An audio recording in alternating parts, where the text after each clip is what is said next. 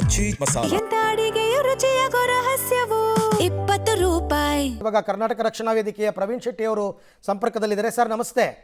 ನಮಸ್ತೆ. ನಮಸ್ತೆ. ನಮಗೆ ಕಾವೇರಿ ನೀರಿನ ವಿಚಾರದಲ್ಲಿ ಇಲ್ಲೂ CWMA ಸಭೆನಲ್ಲೂ ನ್ಯಾಯ ಸಿಕ್ಕಿಲ್ಲ. ನ್ಯಾಯ ಸಿಕ್ಕಿಲ್ಲ. ಈಗ ಮುಂದೇನು ಅಂತ ಹೋರಾಟ? ಅಲ್ಲ, ಸುಪ್ರೀಂ ಕೋರ್ಟ್ಗೆ ಮೇಲ್ಮನವಿ ಹೋಗ್ತೀವಿ ಅಂತ ಹೇಳಿ ಸರ್ಕಾರ ಹೇಳ್ತಾ ಇದೆ.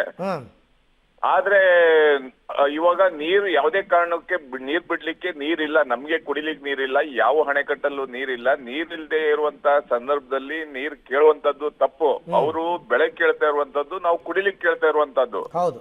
ಇವತ್ತು ಒಟ್ಟಾರೆ ಸ್ವಾತಂತ್ರ್ಯ ದಿನಾಚರಣೆ ಬರ್ತಾ ಇದೆ ಹತ್ರ. ಇನ್ನು ಕನ್ನಡಿಗರಿಗೆ ಸ್ವಾತಂತ್ರ್ಯ ಸಿಕ್ಕಿಲ್ಲ. ನಮ್ಮನ್ನ ಒಂದ್ ಕಣ್ಣಿಗೆ ಸುಣ್ಣ ಒಂದ್ ಕಣ್ಣಿಗೆ ಬೆಣ್ಣೆ ಹಾಕೋದ್ರ ಮುಖಾಂತರ ನಮ್ಮನ್ನ ಮಲತಾಯಿ ಧೋರಣೆ ಮುಖಾಂತರ ನೋಡ್ತಾ ಇದ್ದಾರೆ. ಇದು ನಮ್ಮ ರಾಜಕಾರಣಿಗಳು ಮತ್ತೆ ಅಧಿಕಾರಿಗಳು ಮತ್ತೆ ಲೋಕಸಭಾ ಸದಸ್ಯರ ವೈಫಲ್ಯ ಅಂದ್ರೆ ತಪ್ಪಾಗಲ್ಲ ಅನ್ಸುತ್ತೆ.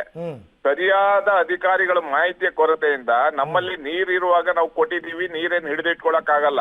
ನೀರು ಇಲ್ಲದೆ ಇರುವಾಗ ಒಂದ್ ಕಡೆ ಮೇಕೆದಾಟು ಯೋಜನೆ ಮಾಡ್ಲಿಕ್ಕೂ ಇವರು ಅವಕಾಶ ಕೊಡ್ತಾ ಇಲ್ಲ. ಇಂಥ ಸಂದರ್ಭದಲ್ಲಿ ಎಲ್ಲಾ ಕನ್ನಡಿಗರು, ಎಲ್ಲಾ ರೈತ ಪರ ಸಂಘಟನೆಗಳು ಎಲ್ಲ ಒಟ್ಟಾಗಿ ಈ ನೀರನ್ನ ತಡೆಯುವಂತ ಕೆಲಸ ಸರ್ಕಾರ ಎಚ್ಚೆತ್ಕೋಬೇಕು. ಅಧಿಕಾರ ಹೋದ್ರೂ ಪರವಾಗಿಲ್ಲ, ನೀರನ್ನ ಬಿಡಬಾರ್ದು ಅನ್ನುವಂತ ಎಚ್ಚರಿಕೆಯನ್ನ ಕನ್ನಡ ಪರ ಸಂಘಟನೆಗಳು ಕೊಡ್ತೀವಿ. ಓಕೆ, ಈಗ ನಿಮ್ಮ ಮುಂದಿನ ಹೋರಾಟ ಯಾವ ರೀತಿ ಸರ್?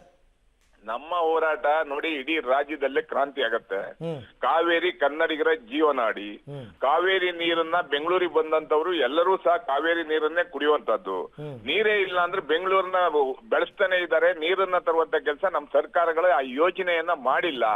ಆದ್ರಿಂದ ಈಗ ಸದ್ಯಕ್ಕಂತೂ ತಮಿಳುನಾಡಿಗೆ ನೀರ್ ಬಿಡಬಾರ್ದು ಅನ್ನುವಂತ ಒತ್ತಾಯವನ್ನ ಮಾನ್ಯ ಮುಖ್ಯಮಂತ್ರಿಗಳಿಗೆ ಮಾಡ್ತಾ ಇದೀವಿ. ನೀರ್ ಬಿಟ್ಟಿದ್ದೆ ಆದ್ರೆ ಕರ್ನಾಟಕ ಬಂದಾಗುತ್ತೆ. ಎಲ್ಲಾ ರೀತಿಯ ಹೋರಾಟಗಳು ನಡೀತವೆ. ಇದಕ್ಕೆ ಯಾರು ಕಾರಣರಲ್ಲ, ಸರ್ಕಾರನೇ ಹೊಣೆ ಆಗುತ್ತೆ ಅನ್ನುವಂತ ಎಚ್ಚರಿಕೆಯನ್ನು ಕೊಡ್ತೀವಿ.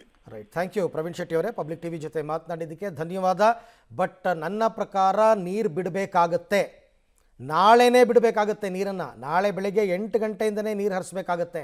ನಿಮಗೆ ಸುಪ್ರೀಂ ಕೋರ್ಟ್ಗೆ ಹೋದರೆ ನಿಮಗೆ ಸುಪ್ರೀಂ ಕೋರ್ಟಲ್ಲಿ ನ್ಯಾಯ ಸಿಗಲ್ಲ. ಇಲ್ಲ ಅಂದರೆ ಅವ್ರು ತಗೊಳ್ಳೋದೇ ಇಲ್ಲ ಅರ್ಜಿ. CWRC ನಾವು ಮಾಡಿರೋದು ಯಾಕೆ ಅಂತ ಕೇಳುತ್ತೆ ಸುಪ್ರೀಂ ಕೋರ್ಟು. ಎಲ್ಲ ಎಕ್ಸ್ಪರ್ಟ್ಸು ನೀರು ತಜ್ಞರಿದ್ದಾರೆ, ಅದಕ್ಕೋಸ್ಕರ ಅಂತ ಹೇಳಿರೋದು. ಈಗ ಹೋಗಿ ಬಿಡಬೇಕಾಗತ್ತೆ ನೀರನ್ನು.